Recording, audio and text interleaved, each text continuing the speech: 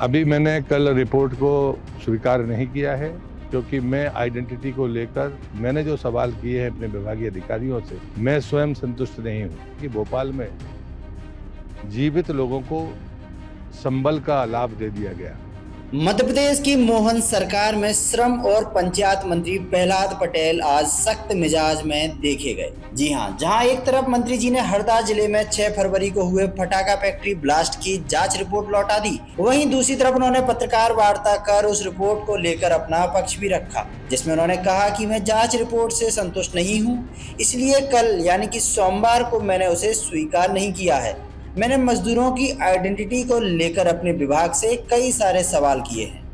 अभी मैंने कल रिपोर्ट को स्वीकार नहीं किया है क्योंकि मैं आइडेंटिटी को लेकर मैंने जो सवाल किए हैं अपने विभागीय अधिकारियों से, मैं स्वयं संतुष्ट नहीं हूं।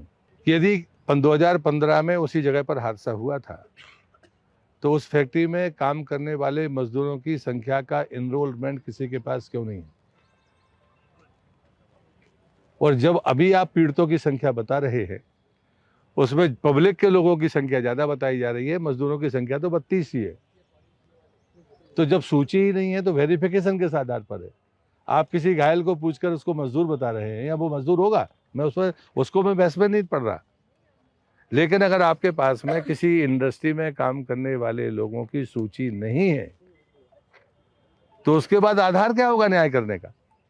और इसलिए मुझे लगता है कि मैं खुद प्रथम दृष्टया मैंने उस रिपोर्ट को स्वीकार नहीं किया है और मैंने कहा कि यदि कोई पेपर वहाँ के डिस्ट्रिक्ट कलेक्टर के पास हो, हमारे विभाग के किसी के पास हो, क्योंकि 2015 में ठीक ऐसे इंसिडेंट हो चुका है और उसके बाद भी अगर सूची उपलब्ध नहीं है तो हमको अपने मैकेनिज्म पर फिर से विचार करना पड़ेगा कि हम तरीका क्या अपनाएं। नंबर 1, वो निर्देश मैंने जारी किए हैं।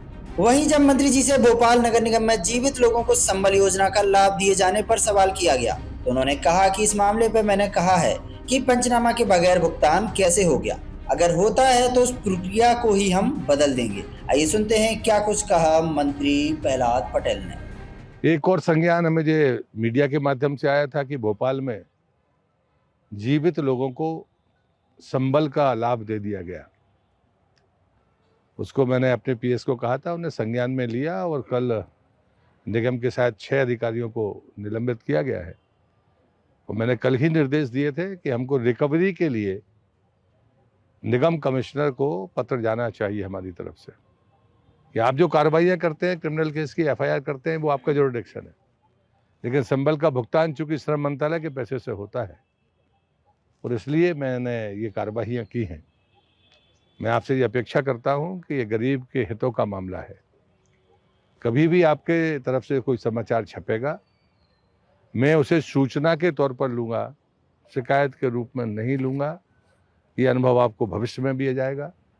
आप मामले उठाएंगे क्योंकि आप इस बीट को देखते हैं मंत्रालय की, तो मेरे पास में मैं कटिंग बुलाने की जो नियमित प्रक्रिया मेरी है उसको और तेज करूँगा ताकि मुझे सुबह मिल जाए।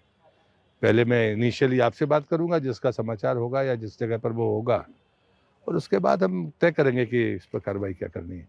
कि पंचनामा के बगैर भुगतान कैसे हो सकता है, तो हम उस प्रक्रिया को भी बदल रहे हैं।